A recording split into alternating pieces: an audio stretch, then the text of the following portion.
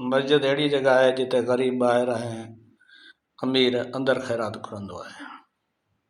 शादी में घोट पोइते आहे, जंहिंजे अॻियां अॻियां हलंदी आहे, जॾहिं त मैयत में जनाज़ो अॻियां ऐं दुनिया पोयां पोयां हलंदी आहे।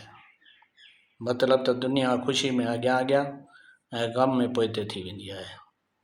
दोस्तो, मोमबती ॿारे मरी वञण वारनि खे यादि कयो वेंदो आहे ऐं मोमबती विझाए सालगिरह मल्हाई वेंदी आहे। उमिरि भर वज़न हिकु कोके बर्दाश्त कयो ऐं असां तारीख़ वरी तस्वीर जी कंदा आहियूं जंहिं कोके ते टंगियल हूंदी आहे।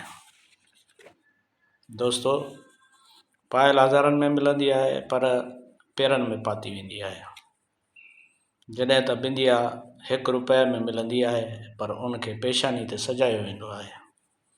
इन करे क़ीमत जी अहमियत न आहे, क़िस्मत जी अहमियत आहे। दोस्तो, निम वांगुरु कोड़ो इल्मु ॾींदड़ सचो दोस्त हूंदो आहे। मिठियूं ॻाल्हियूं त चापलूस कंदा आहिनि। तारीख़ गवाह आहे त निम में कॾहिं कीड़ा न आहिनि पिया, जॾहिं त मिठाई में अक्सर कीड़ा पइजी वेंदा आहिनि। दोस्तो, शराब विकिरो कंदड़ काॾे न वेंदो, जॾहिं त खीर विकिरो कंदड़ खे घर घर ऐं घिटी घिटी में वञणो पवंदो आहे। खीर वारे खां वरी वरी पुछियो वेंदो आहे त खीर में पाणी त न आहे विधो, जॾहिं त शराब में असां पाणी विझी विझी पीऊं था। दोस्तो, वाक़ई हक़ीक़त आहे त फॉलो कयो, शेयर कयो, लाइक कयो, कमेंट्स ज़रूरु कयो। ॿिए नए पैगाम ताईं ॾींदा इजाज़त। सिंध सलामत, साथ सलामत।